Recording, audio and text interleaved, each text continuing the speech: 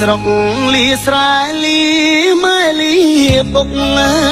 យដើម្បីថ្ងៃមុខ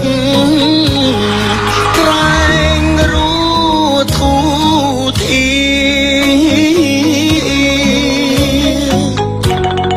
ទៅធ្វើបុលកទាំងចិត្តរងាពលទៀងថាលាទាំងទ្រូងស្ទើបាច់ញើយ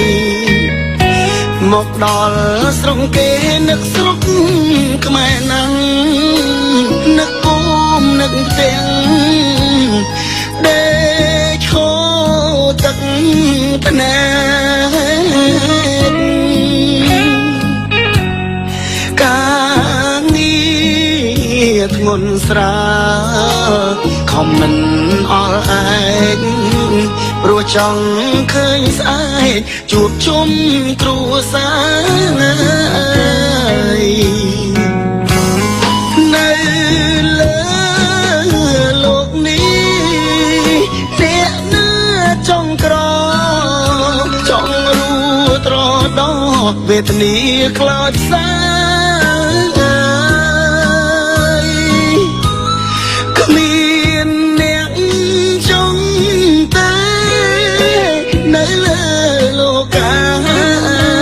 គ្រប់រូបប្រាថ្នាតែចង់មានបានជីវិតអ្នកក្រធ្វើពលកគេអ្នកមានតែងតែ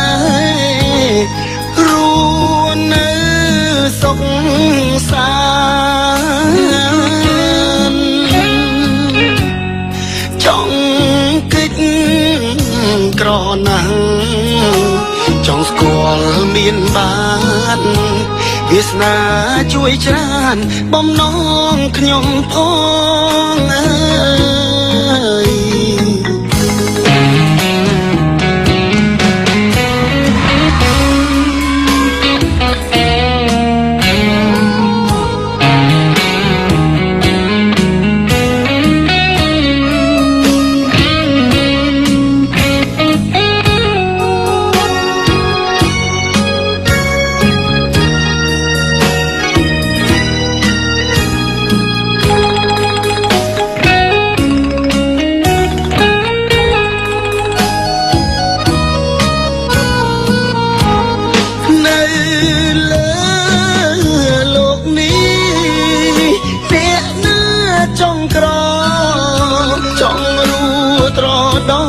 វេទនាខ្លោចសា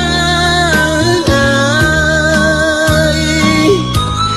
គ្មានអ្នកចង់តែនៅលើលោកាគ្រប់រូបប្រាថ្នាតែចង់មានបានជីវិតអ្នកក្រធ្វើពលកគេអ្នកមានតែងតែរួននៅសុខសាន្តចង់កិច្ចក្រណាស់ចង់ស្គាល់មានបានវាសនាជួយច្រើនបំណងខ្ញុំផង